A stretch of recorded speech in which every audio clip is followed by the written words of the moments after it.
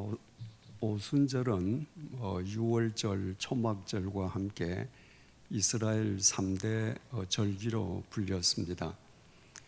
신약 시대에 오순절의 중요성은 아무리 강조해도 지나침이 없습니다. 바로 그 오순절날 성령님께서 강림하셨기 때문입니다. 그리고 오늘은 바로 그 성령 강림을 기념하는 성령 강림 주일입니다.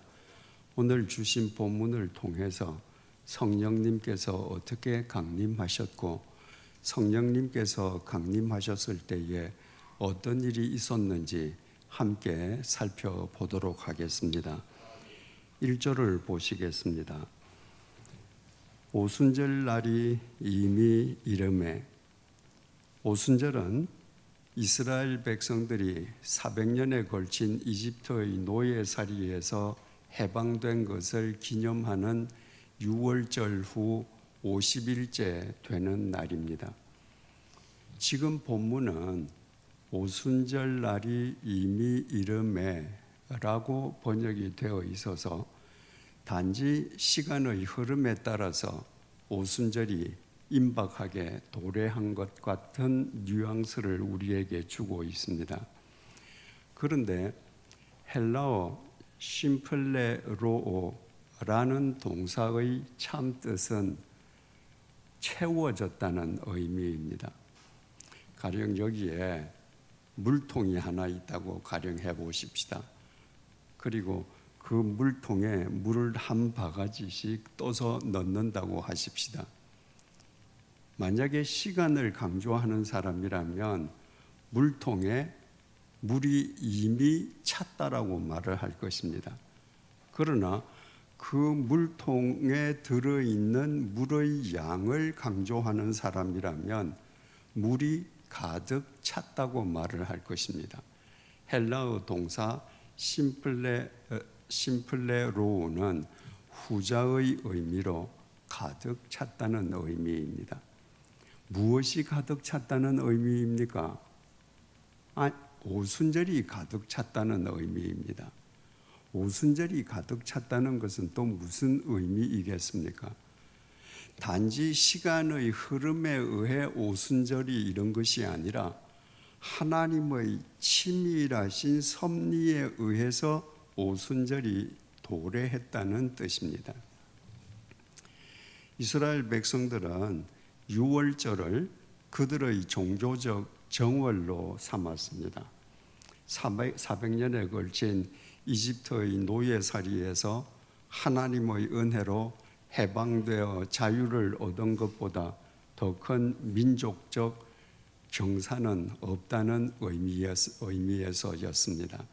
그리고 그 6월절 후 50일째가 되는 날이 오순절인데, 오순절은 그 해에 얻은 첫 수확을 하나님께 감사드리는 감사절로 감사 의미의 맥주절이라고도 불렸습니다. 이를테면 해방을 기념하는 6월절 축제는 그들이 수고하고 땀 흘려서 얻은 수확을 하나님께 감사드리는 오순절에 이르러서 절정을 이루는 뜻인 셈이었습니다. 그래서 그 오순절이 가득 찼다고 표현을 했습니다. 예수님의 구원 사역 역시 동일한 의미를 지니고 있습니다. 예수님께서는 6월절 전날 체포당하셨습니다. 그리고 바로 6월절에 우리의 죄값을 치르시기 위한 6월절의 어린 양으로 십자가에 못 박혀 돌아가셨습니다. 그리고 사흘째 되는 날 부활하셨다가 제자들과 함께 40일 동안 이 땅에 계셨습니다. 그리고 제자들이 보는 앞에서 부활 승천하셨습니다. 그 이후로 열흘이 지난 6월절로부터 50일째가 되는 날 주님께서 약속하셨던 성령님께서 강림하심으로 우리가 진리 안에서 살도록 해주셨습니다. 이것은 인간의 어떤 계획이나 의지에 의해서 일어난 일이 아니라 인간을 구원하시기 위한 주님의 치밀하신 섭리에 의한 일이었습니다. 그래서 본문은 오순절이 심플레로 가득 채워졌다고, 하나님께서 이루신 그 모든 일들은 별개의 무의미한 사건이 아니라 인간을 구원하시기 위한 하나님의 오묘하신 섭리였음을 밝혀주고 있는 것입니다. 1절을 다시 보시겠습니다. 오순절 날이 이미 이름에 그들이 다 같이 한 곳에 모였더니, 여기에서 그들이는 사도행전 1장 15절에 나타난 바 예수님의 어머니 마리아, 그리고 예수님의 직계 제자들, 그리고 예수님을 영접한 초대 그리스도인 약 120여 명을 일컫습니다. 그들이 다 한 곳에 모여 있습니다. 그 한 곳이라는 장소는 일반적으로 사람들이 마가의 다락방이라고 부르는 2층입니다. 그런데 사도행전 12장 12절은 그 2층을 마가의 다락방이라고 부르지 않고 그 집 주인이 마가의 어머니 마리아라고 증언하고 있습니다. 마가는 단지 그 집을 주님께서 사용하시도록 주님 앞에 내어놓은 마리아의 아들이었을 뿐이었습니다. 초대교회가 시작될 때부터 이처럼 여인의 주님을 향한 헌신은 꽃을 피우고 있었던 것입니다. 2절입니다. 호련히 하늘로부터 급하고 강한 바람 같은 소리가 있어 그들이 앉은 온 집에 가득하며, 성령 강림의 역사는 절대로 땅 아래서부터 올라오거나 세상에서부터 옆으로 온 것이 아니라 하늘에서 내려온 하나님의 은총임을 분명히 하고 있습니다. 급하고 바람 같은 소리가 지금 120문도들이 앉아있는 마가의 어머니 마리아의 집 2층의 서라운딩 음성으로 가득 찼습니다. 그 음향이 그 집을 뒤흔듭니다. 여러분들이 지금 그 집 한가운데에 앉아있다고 상상해 보십시오. 하늘에서 내려온 급하고 바람 같은 소리가 그 집을 뒤흔들 때 얼마나 신비스럽고 극적이겠습니까? 그러나 그것만이 아니었습니다. 3절입니다. 마치 불의 혀처럼 갈라지는 것들이 그들에게 보여 각 사람에게 하나씩 임하여 있더니, 가령 어느 집에 화재가 났다고 가정할 때 하나의 불길만 그 집을 태우는 것이 아닙니다. 화재가 일어나면 여러 개의 불길이 날름거립니다. 그래서 문학에서는 불길의 혀가 날름거린다 이렇게 표현합니다. 오늘 이 본문도 동일합니다. 여러 불길의 혀들이 날름거리면서 각 사람의 머리 위에 불길 하나씩이 임했다는 것입니다. 4절, 그들이 다 성령의 충만함을 받고 성령이 말하게 하심을 따라 다른 언어들로 말하기를 시작하니라. 그와 동시에 그 마리아의 어머니 집 2층에 앉아있던 사람들이 다 성령의 충만함을 받았습니다. 성령의 충만함이란 성령의 이끄심 속에 있는 것을 의미합니다. 그리고 그들이 다 성령의 말하게 하심을 따라서 모두 다른 언어들을 말했습니다. 여기에서 언어라고 번역된 헬라어가 글로사인데, 이 글로사는 본래 혀를 의미합니다. 우리나라 말 혀는 입속에 있는 이 살덩어리만을 의미하지만 영어나 프랑스어처럼 헬라어도 글로사, 혀는 언어를 가리킵니다. 영어로 모국어를 가리킬 때 혀를 가리키는 탕을 써서 마더 탕이라고 말합니다. 뭐가 모국어인가? 어머니의 혀. 어머니의 혀 끝에서 나온 말로 아이를 가리킨 말, 그게 모국어입니다. 그러니까 제자들이 성령의 충만함을 받아서 모두 성령의 말하게 하심을 따라서 다른 언어들을 말했다는 것은 다른 혀를 말했다. 그러고 보면 3절이 성령 강림을 마치 불의 혀처럼 갈라지는 것들이 그들에게 보여 각 사람 위에 하나씩 임하여 있었다고 증언했습니다. 마치 불의 혀처럼 갈라지는 것들, 그것들이 각 사람 위에 하나씩 임해 있었다는 겁니다. 그런데 헬라어 원문을 정확하게 번역하면 이런 말입니다. 갈라지는 불처럼 보이는 혀들이 제자들 위에 임하였다.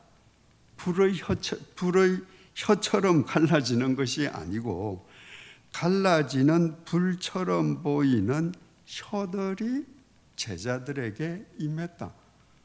그 혀도 글로사라고 기록되어 있습니다.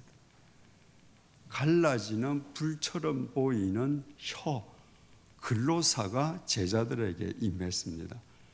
그 혀가 무슨 혀이겠습니까? 두말할 것도 없이 성령의 혀입니다.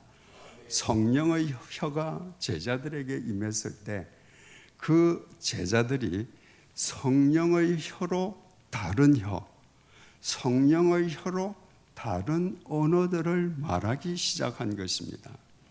이처럼 오늘의 본문은 성령님께서 제자들에게 강림하셨을 때 제자들이 모두 예외 없이 다른 언어들을 말했음을 우리에게 증언해주고 있습니다.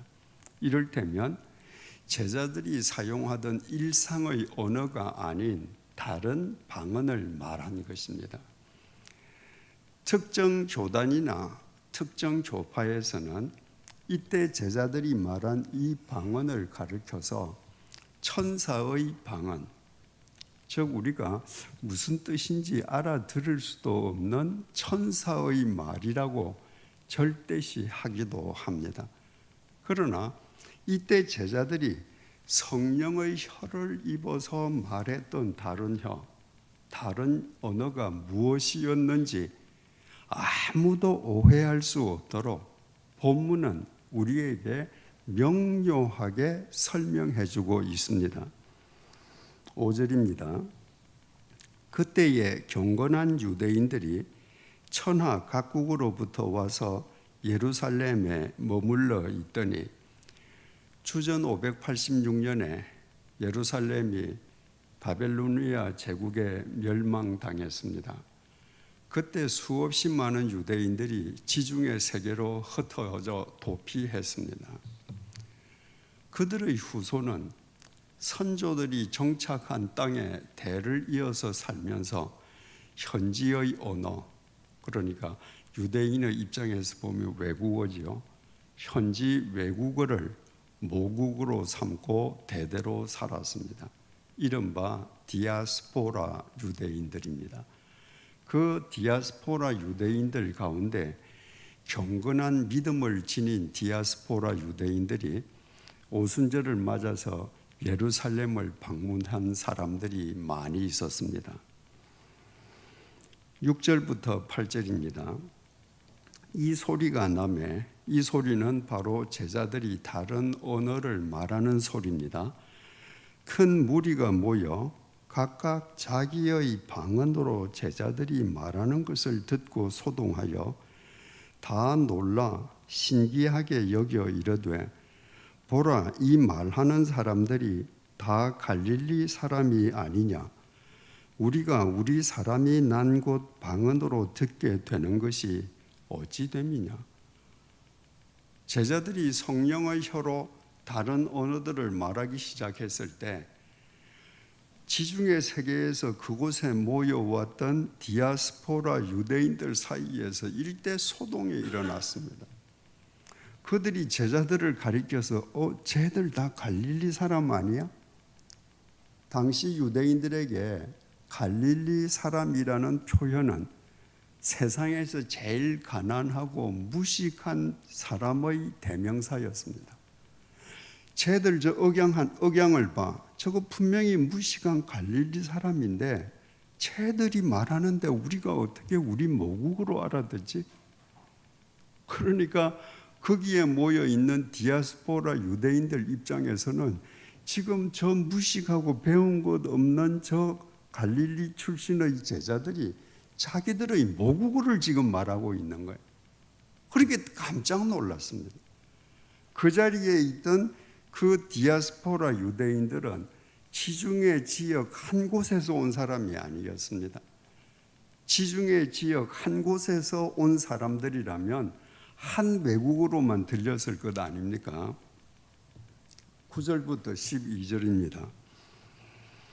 우리는 바데인과 메데인과 엘람인과 또 메소포타미아, 유대와 갑바도기아, 본도와 아시아, 부르기아와 밤빌리아, 애굽과 및 구레네에 가까운 리비아 여러 지방에 사는 사람들과 로마로부터 온 나그네 곧 유대인과 유대교에 들어온 사람들과 그레데인과 아라비아인들이라 우리가 다 우리의 각 언어로 하나님의 큰 일을 말함을 듣는도다 하고 다 놀라며 당황하여 서로 이르되 이 어찌된 일이냐 하며.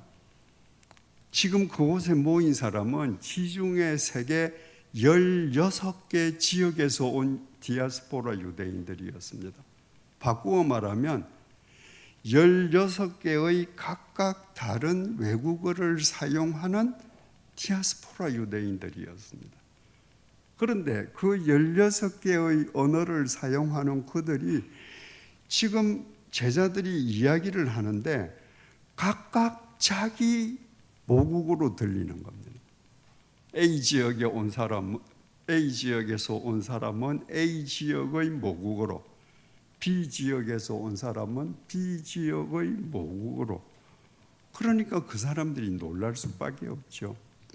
일대 소동이 일어났습니다. 무슨 제자들과 그들 사이에 통역이 있는 것도 아닙니다.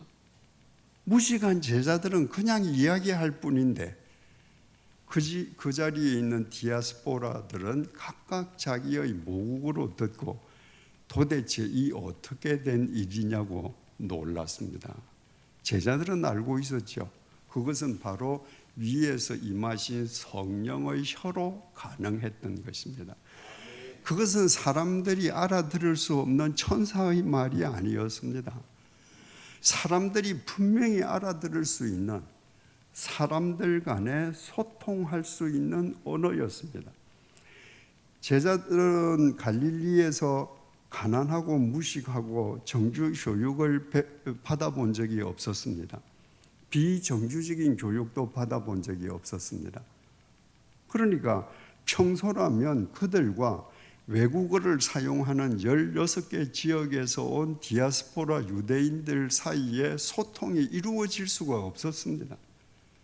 그런데 성령님께서 그들에게 강림하셨을 때 그들에게 소통이 일어난 것입니다. 이것은 창세기 11장을 뒤집어 엎는 일대 사건이었습니다. 우리는 창세기 11장의 바벨탑 사건을 잘 알고 있습니다. 그 당시 사람들은 돌 대신에 벽돌, 진흙 대신에 아스팔트를 사용할 줄 알게 되었습니다. 여러분, 돌을 쌓아서 집을 지으면 2층 집을 지을 수 있습니까? 불가능합니다. 벽돌을 쌓으면 3층 집, 4층 집도 지을 수 있습니다.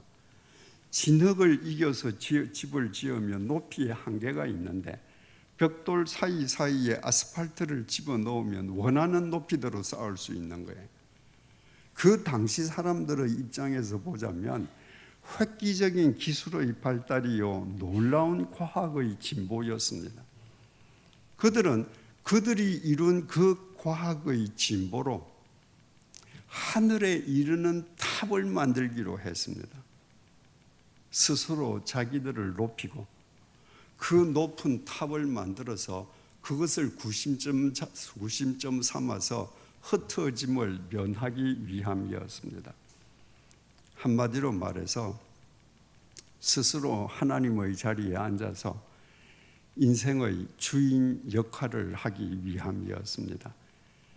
여러분, 오늘날 이 첨단 과학 시대의 관점으로 되돌아보면 돌 대신에 벽돌을 사용할 줄 알고 진흙 대신에 아스팔트를 사용할 줄 아는 게 뭐 그리 대단한 일입니까?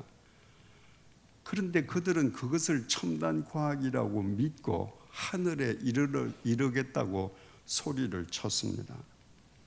무지와 무식과 교만의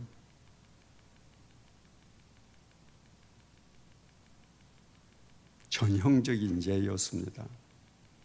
그 결과는요, 하나님께서 언어를 흩으셨습니다. 그 전까지는 인간 사이에 언어는 하나밖에 없었습니다. 그래서 모든 인간은 소통할 수 있었습니다.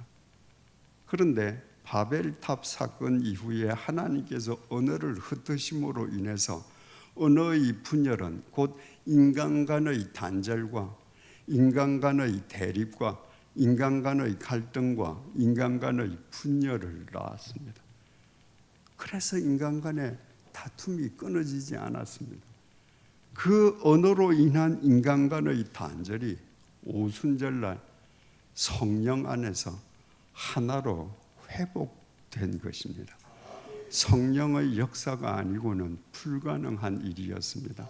그러나 그 역사적인 현장을 자신들의 눈으로 보고도 그것을 이성적으로 받아들이지 못해서 제자들을 빈정거리는 사람들도 있었습니다. 13절입니다. 또 어떤 이들은 조롱하여 이르되 그들이 새 술에 취하였다 하더라. 지금 저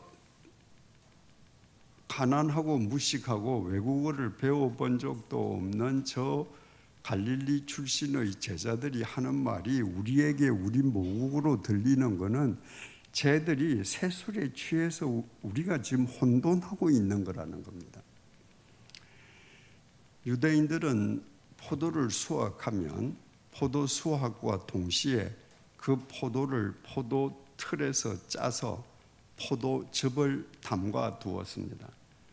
그리고 1년이 지나서 그것을 개봉하면 그것은 아주 멋진 새술로 바뀌어져 있었습니다. 그 새술이 얼마나 달콤했는지 사람들은 그 새술을 글류코스라고 불렀습니다. 이 글류코스라고 하는 것은 달다는 형용사 글류퀴스에서 파생된 말입니다. 그런데 이 글류코스라는 말은 실제로는 히브리어 티로시를 헬라말로 번역한 것입니다. 티로시라는 히브리어는 마음을 사로잡는다, 마음을 빼앗는다, 마음을 홀린다는 말입니다.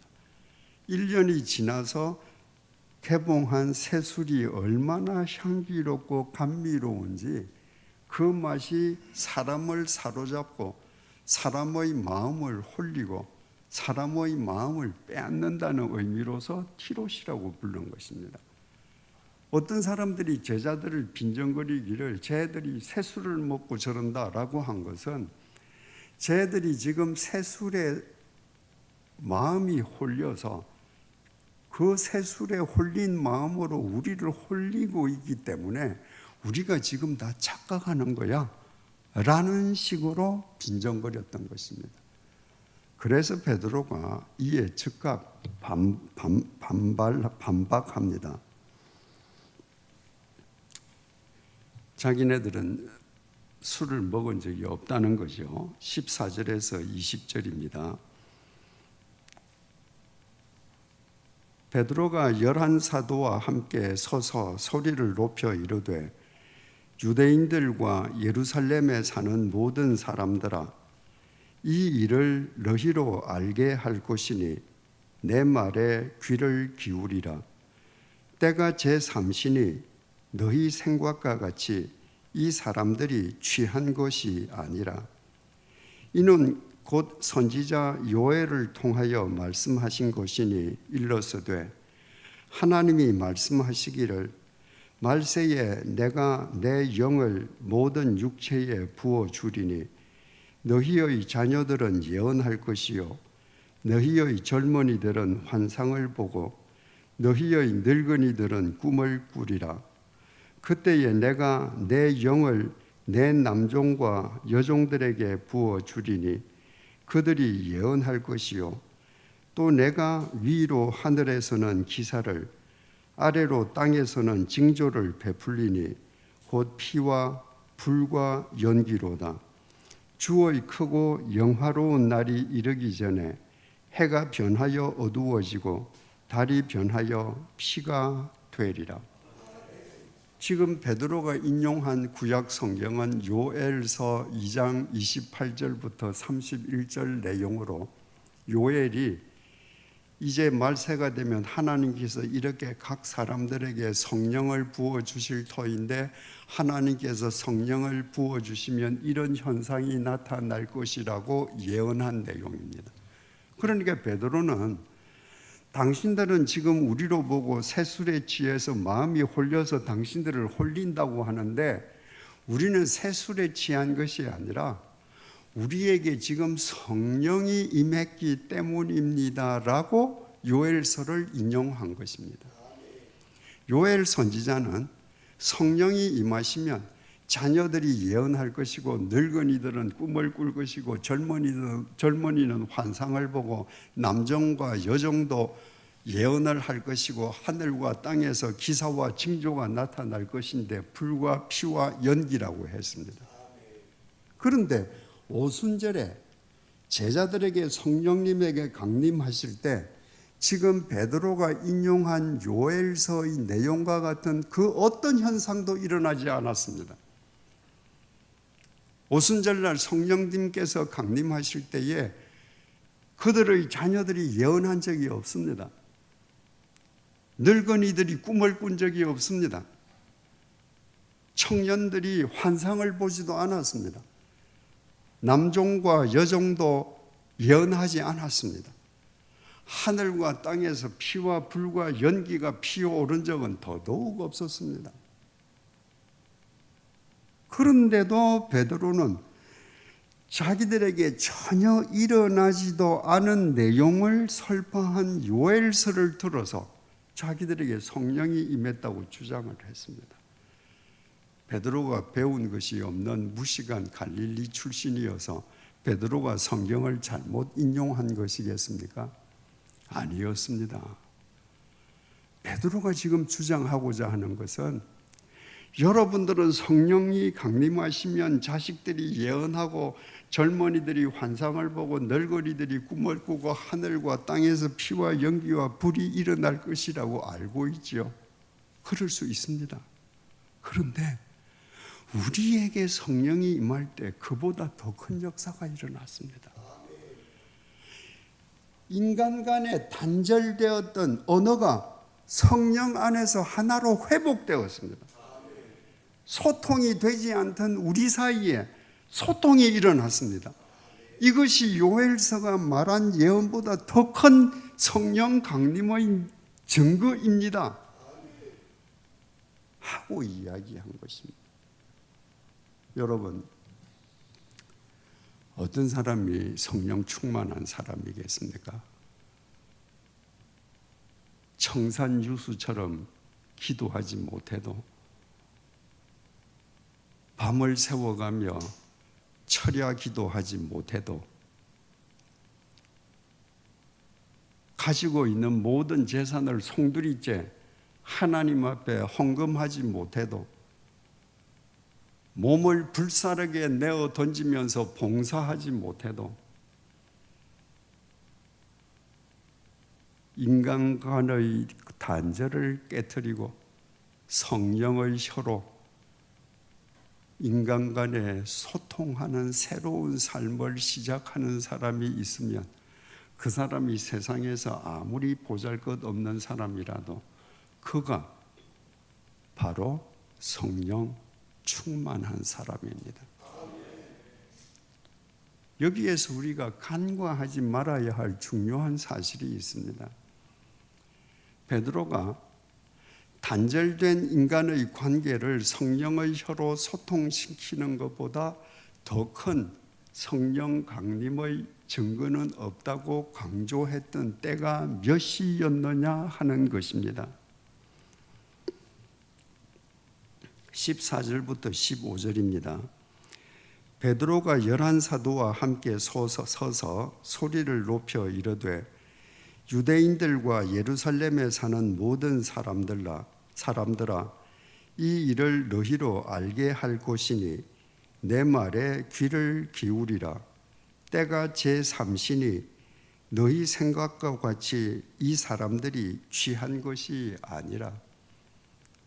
어떤 사람들이 쟤들이 새술을 먹고 취해서 지금 우리를 홀린다고 빈정거리니까 너희가 말하는 것처럼 우리가 술에 취하지 않았다는 것을 강조하기 위해서 베드로가 지금 시간이 3시야 이렇게 말했습니다. 유대 시간으로 제3시는 우리 시간으로 아침 9시입니다. 그러니까 지금 시간으로 말하자면 지금이 아침 9시인데 우리가 무슨 술을 먹겠냐 이 말입니다. 중요한 사실은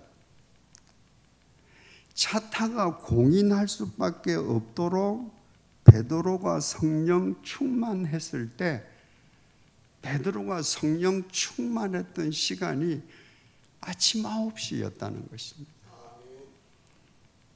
여러분, 아침 9시라는 시간은 하루 일과가 시작되는 시간으로서 인간의 마음이 가장 세속적이기 쉬운 시간입니다. 그 시간에 베드로는 성령 충만했습니다. 여러분, 우리는 지금 예배당 안에 앉아 있습니다. 예배를 드리고 있습니다.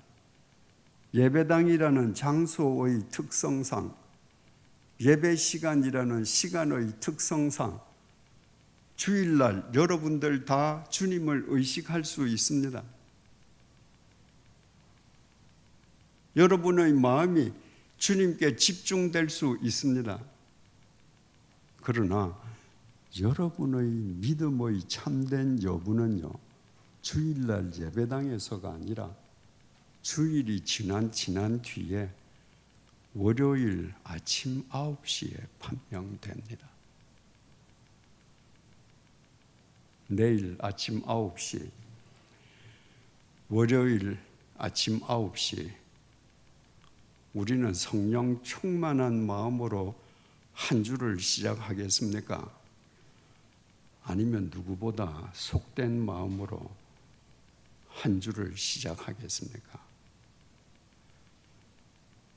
주위에 있는 사람들이 우리를 감미롭고도 성령 충만한 사람이라고 내일 아침 9시에 인정하겠습니까? 아니면 월요일 아침 9시 우리 주위에 있는 사람들이 나를 세상에서 가장 속된 인간으로 간주하겠습니까?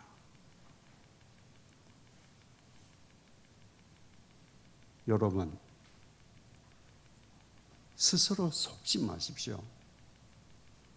여러분이 예배당에서 경건하게 앉아 있다고 절대로 여러분이 참된 신자임이 입증되지 않습니다. 내일 아침 9시, 월요일 아침 9시 여러분의 마음 상태를 보십시오. 그것이 여러분의 진짜 모습입니다. 내일 아침 9시, 월요일 아침 9시에 그동안 단절 관계를 맺고 있던 어떤 사람과 내가 의지를 다해서 소통하려고 노력하기 시작하면서 한 주간의 일과를 시작한다면 나는 성령 충만한 사람입니다. 그동안 내가 멀리서 그 사람만 봐도 뒤를 돌면서 외면했던 사람을 내일 아침 9시 그 사람이 걸어오는 것을 보고 내가 다가가서 따뜻하게 손을 잡아주면서 말을 한마디 건네는 것으로 하루의 일과를 시작하면 나는 성령 충만한 사람입니다. 상대당 국회의원과 원수지간처럼 살던 한 국회의원이 내일 아침 9시부터 상대당 국회의원과 소통하기 시작한다면 그 국회의원은 진정으로 성령 충만한 국회의원입니다. 이 교회는 오늘을 스승의 주일로 지킨다고 했습니다. 누가 참된 스승입니까? 인간 간의 단절을 깨트리고 소통하는 삶을 자기 삶으로 사람들에게 보여주고 실행하는 사람이 진짜 스승입니다. 어떤 교회의 목사와 장로, 권사와 집사와 교인들이 내일 아침 9시부터 진정으로 주위 사람들에게 배려하는 마음으로 한 주간을 시작한다면 그들의 모임인 그 교회는 진정 성령 충만한 교회입니다. 우리는 한국 사람들입니다. 한국 사람들이기에 우리는 한국어, 한 언어를 사용합니다. 그러면 우리는 다 소통될 것 같습니다. 그렇습니까? 결코 아닙니다. 여야 간에, 지역 간에, 직업 간에, 연령 간에, 성별 간에 한 언어만 이야기하는데 한국어로 말을 하면 할수록 단절과 대립과 분열과 갈등은 더 심해집니다. 이유가 뭡니까? 정오와 이기심과 욕망에 사로잡힌 바벨의 혀로 말하기 때문입니다. 그리스도인이라고 다릅니까? 그렇지 않습니다. 예배당에서 덕담하는 그 혀를 가지고 월요일 아침 9시부터는 어떻게 살아갑니까? 그 혀가 정오의 혀로 변해서 욕망의 혀로 변해서 수없이 많은 사람들의 마음에 생채기를 내면서 살아갑니다. 그리스도인이 회개하지 않고 이 불통과 단절의 시대와 사회가 회복되고 소통될 수 있겠습니까? 우리가 먼저 회개해야 합니다. 사도 바울이 고린도후서 1장 3절 4절을 통해 이렇게 증언합니다. 세 번역으로 읽어드리겠습니다. 우리 주 예수 그리스도의 아버지이신 하나님을 찬양합시다. 그는 자비로우신 아버지시요 온갖 위로를 주시는 하나님이시요 온갖 환난 가운데에서 우리를 위로하여 주시는 분이십니다. 우리는 성경에서 이런 구절을 읽을 때마다 마음속에서 불끈불끈 의구심이 일어납니다. 하나님은 병 주시고 약 주시는 분이신가? 왜 환난 주시고 위로 주시나? 처음부터 환난 주시지 말지. 처음부터 환난 안 주시고 위로도 안 주시면 내가 편안하게 살 텐데 왜 환난 주시고 그렇게 고통과 눈물을 겪게 하시고 위로해 주시냐? 그런데 바울의 증언이 대반전을 일으킵니다. 다시 읽겠습니다. 우리 주 예수 그리스도의 아버지이신 하나님을 찬양합시다. 그는 자비로우신 아버지시요 온갖 위로를 주시는 하나님이시요 온갖 환난 가운데에서 우리를 위로하여 주시는 분이십니다.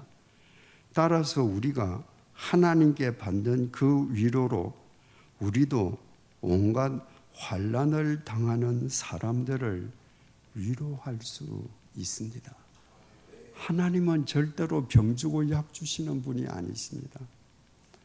하나님이 우리를 환난을 겪게 하시고 당신의 위로로 우리를 세워주시는 것은 내가 당한 똑같은 환난을 당하는 누군가와 소통하게 해주시기 위함입니다. 여러분, 내가 환난을 당해본 적 없이 환난 당한 사람을 가서 위로해 보십시오. 그건 빈말입니다. 빈말은 위로가 되지 않습니다.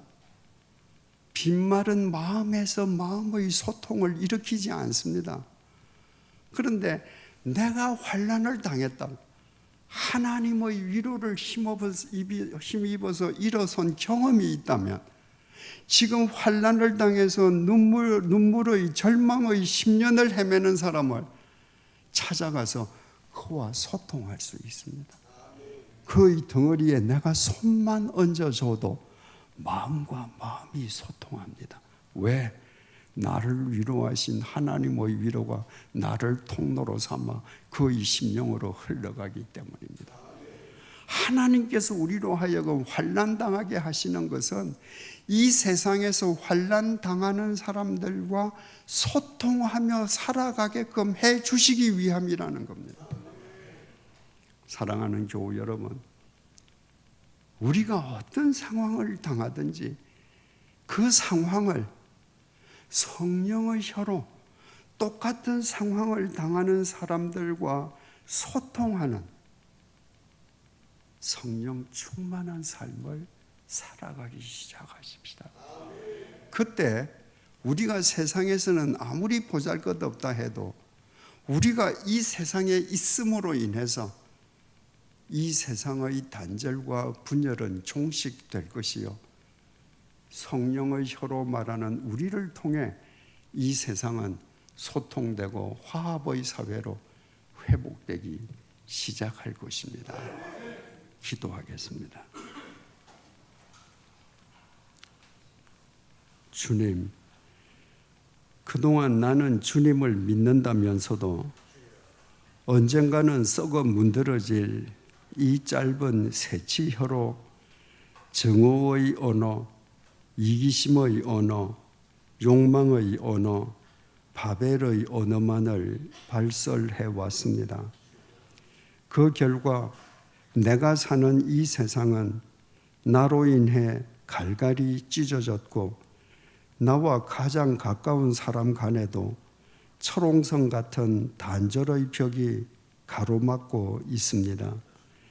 이 모든 죄를 회개하오니 주님의 자비하심으로 용서해 주시기를 간구합니다. 그리스도인의 성령 충만은 모두 함께 모여 예배드리는 주일이 아니라 주일이 다한 뒤 내일 아침 9시, 월요일 아침 9시부터 판명됨을 잊지 말게 해 주십시오. 오늘 성령 강림주일을 맞아 이제부터 월요일 아침 9시에도 화요일부터 토요일 아침 9시에도 오직 성령의 다른 언어로 성령의 혀로 말하게 해 주십시오.